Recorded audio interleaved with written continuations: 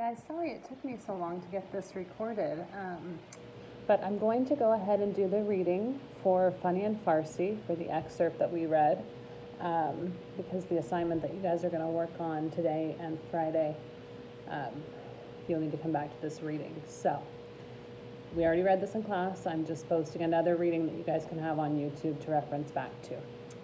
Excerpt from Funny and Farsi by Firuza Dumas. When I was 7, my parents, my 14-year-old brother Farsid, and I moved from Abadan, Iran to Whittier, California. Farid, the older of my two brothers, had been sent to Philadelphia the year before to attend high school. Like most Iranian youths, he had always dreamed of attending college abroad, and, despite my mother's tears, he left us to live with my uncle and his American wife. I, too, had been sad at Farid's departure, but my sorrows soon faded, not coincidentally with the receipt of a package from him. Suddenly, having my brother on a different continent seemed like a small price to pay for owning a Barbie complete with a carrying case and 4 outfits, including the rain gear and mini umbrella. Our move to Whittier was temporary. My father, Kazim, an engineer with the National Iranian Oil Company, had been assigned to consult for an American firm for about 2 years. Having spent several years in Texas and California as a graduate student, my father often spoke about America with the eloquence and wonder normally reserved for a first love. To him, America was a place where anyone, no matter how humble his background, could become an important person. It was a kind and orderly nation full of clean bathrooms, a land where traffic laws were obeyed and where whales jumped through hoops. It was a promised land. For me, it was where I could buy more outfits for Barbie. We arrived in Whittier shortly after the start of 2nd grade. My father enrolled me in Leffingwell Elementary School. To facilitate my adjustment, the principal arranged for us to meet my new teacher, Mrs. Sandberg, a few days before I started school. Since my mother and I did not speak English, the meeting consisted of a dialogue between my father and Mrs. Sandberg. My father carefully explained that I had attended a prestigious kindergarten where all the children were taught English. Eager to impress Mrs. Sandberg, he asked me to demonstrate my knowledge of the English language. I stood up straight and proudly recited all that I knew: white, yellow, orange, red, purple, blue, green. The following Monday, my father drove my mother and me to school. He had decided that it would be a good idea for my mother to attend school with me for a few weeks. I could not understand why 2 people not speaking English would be better than 1, but I was 7 and my opinion didn't matter much. Until my first day at Leffingwell Elementary School, I had never thought of my mother as an embarrassment. But the sight of all the kids in the school staring at us before the bell rang was enough to make me pretend I didn't know her. The bell finally rang and Mrs. Sandberg came and escorted us to class. Fortunately, she had figured out we were precisely the kind of people who would need help finding the right classroom. My mother and I sat in the back while all the children took their assigned seats. Everyone continued to stare at us. Mrs. Sandberg wrote my name on the board, Firuza. Under my name, she wrote Iran. She then pulled down a map of the world and said something to my mom. My mom looked at me and asked me what she had said. I told her that the teacher probably wanted her to find Iran on the map.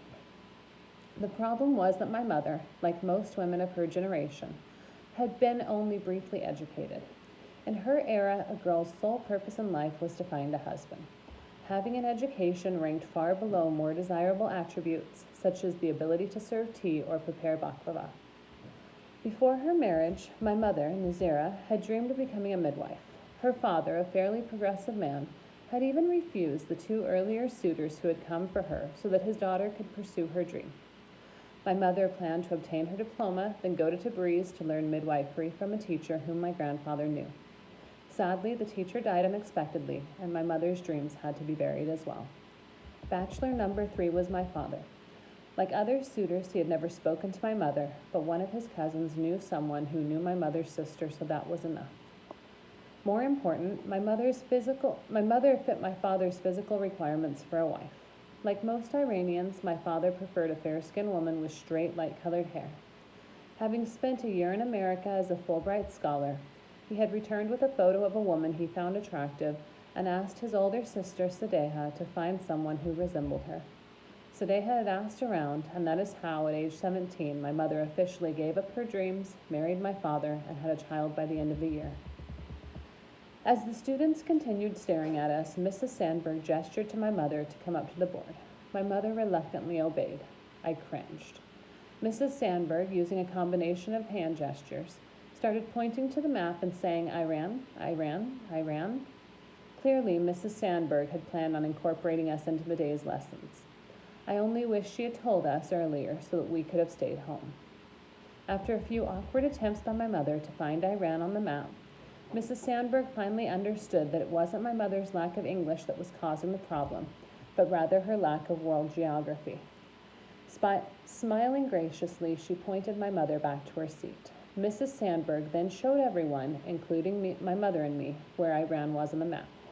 My mother nodded her head, acting as if she had known the location all along, but had preferred to keep it a secret. Now all the students stared at us, not just because I had come to school with my mother, not because we couldn't speak their language, but because we were stupid. I was especially mad at my mother because she had negated the positive impression I had made previously by reciting the color wheel. I decided that starting the next day, she would have to stay home. The bell finally rang and it was time for us to leave. Leffingwell Elementary was just a few blocks from our house, and my father, grossly underestimating our ability to get lost, had assumed that my mother and I would be able to find our way home. She and I wandered aimlessly, perhaps hoping for a shooting star or a talking animal to help guide us back. None of the streets or houses looked familiar. As we stood pondering our predicament, an enthusiastic young girl came leaping out of her house and said something. Unable to understand her, we did what we had done all day. We smiled. The girl's mother joined us, then gestured for us to follow her inside. I assumed that the girl, who appeared to be the same age as I, was a student at Leffingwell Elementary. Having us inside her house was probably akin to having the circus make a personal visit. Her mother handed us a telephone, and my mother, who had thankfully memorized my father's work number, called him and explained our situation. My father then spoke to the American woman and gave her our address. This kind stranger agreed to take us back to our house. Perhaps fearing that we may show up at her doorstep again, the woman and her daughter walked us all the way to our front porch and even helped my mother unlock the unfamiliar door.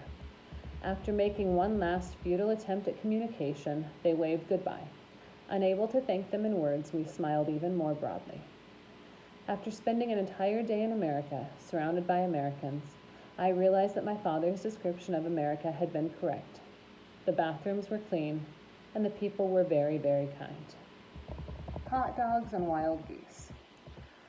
Moving to America was both exciting and frightening, but we found great comfort in knowing that my father spoke English. Having spent years regaling us with stories about his graduate years in America, he had left us with the distinct impression that America was his second home. My mother and I planned to stick close to him, letting him guide us through the exotic American landscape that he knew so well. We counted on him not only to translate the language, but also to translate the culture, to be a link to this most foreign of lands. He was our own private Rosetta Stone. Once we reached America, we wondered whether perhaps my father had confused his life in America with someone else's. Judging from the bewildered looks of store cashiers, gas station attendants, and waiters, my father spoke a version of English not yet shared with the rest of America. His attempts to find a water closet in the department store would usually lead us to a drinking fountain or the home furnishing section. Asking my father to ask the waitress the definition of sloppy joe or tater tots was no problem. His translations, however, were highly suspect. Waitresses would spend several minutes responding to my father's questions, and these responses, in turn, would be translated as, "She doesn't know." Thanks to my father's translations, we stayed away from hot dogs, catfish, and hush puppies, and no amount of caviar in the sea would have convinced us to try a mud pie. We wondered how my father had managed to spend several years attending school in America, yet remained so utterly befuddled by Americans. We soon discovered that his college years had been spent mainly in the library, where he had managed to avoid contact with all Americans except his engineering professors. As long as the conversation was limited to vectors, surface tension, and fluid mechanics, my father was Fred Astaire with words. But one step outside the scintillating world of petroleum engineering, and he had two left tongues. My father's only other regular contact in college had been his roommate, a Pakistani who spent his days preparing curry. Since neither spoke English, but both liked curries, they got along splendidly. The person who assigned them together had probably hoped they would either learn English or invent a common language for the occasion. Neither happened.